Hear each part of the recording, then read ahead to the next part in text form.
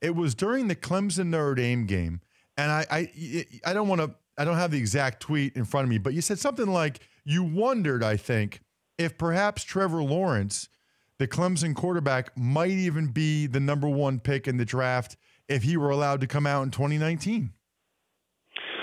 Well, I mean, I'm just watching him play, and I've seen him play a little bit throughout the year, Ross, to calling college football on Saturdays at Fox. But, you know, he's 19 years old. Obviously, he's too young to come out. He's not eligible. But when you watch him and you look at what the teams are looking for, I mean, if Mitch Trubisky can be the number 2 pick in the draft and trade it up to the number 2 pick to become a starter and now in his second year leading a team into the playoffs, I mean, obviously there's a lot of parts in Chicago. But that's what teams are looking for. They're looking for that guy. Now, he's only started, you know, I don't know, 8 or 9 games or whatever it is right now, but it looks like a good piece of clay. I mean, the size, the arm strength, the poise, all of that stuff.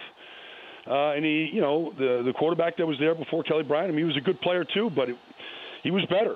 And I just think as much as teams are looking for that guy, and there's a bunch of teams looking for quarterbacks right now, whether it's the Giants or what the Patriots are going to do long term, or, you know, just go through the list of teams in this league, you go, boy, could you take a 19-year-old right now, number one, and develop him and give him, you know, build him a really good cast around him, and could he be that guy that teams are looking for right now? Do you think, Baldy, that it's fair that he should have to wait to 2021, or do you think maybe this is something that we should look at? Because watching him play that well in 2018, it seems pretty crazy that he can't enter the NFL till 2021. Well, I mean, you're going to see guys taking out insurance policies on injuries right now at that age in college. I mean, Leonard Fournette, you know, and Todd Gurley, these guys coming out of the SEC at those positions, they look like they were ready to play right away after a year.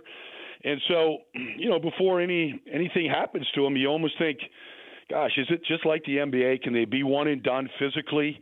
That gifted right now this early, and just banking on the potential. I mean, the year that Edgerrin James came out, everybody said that Ricky Williams was the best running back, except the Colts thought that Edgerrin James only had 1 year of tread off the tire at the University of Miami. He became a better player and is probably a Hall of Fame player, yet only really played 1 year at Miami. And so it's been out there for a long, long time that there are certain players that are just advanced in their development physically and gifted. And it's going to come to a point where it's going to become a fight again to get these kids to stay in school and to make them stay for, you know, the 3 years into their tenure. For more Dan Patrick Show, tune to Audience Channel 239 on DirecTV or download the Dan Patrick Show app.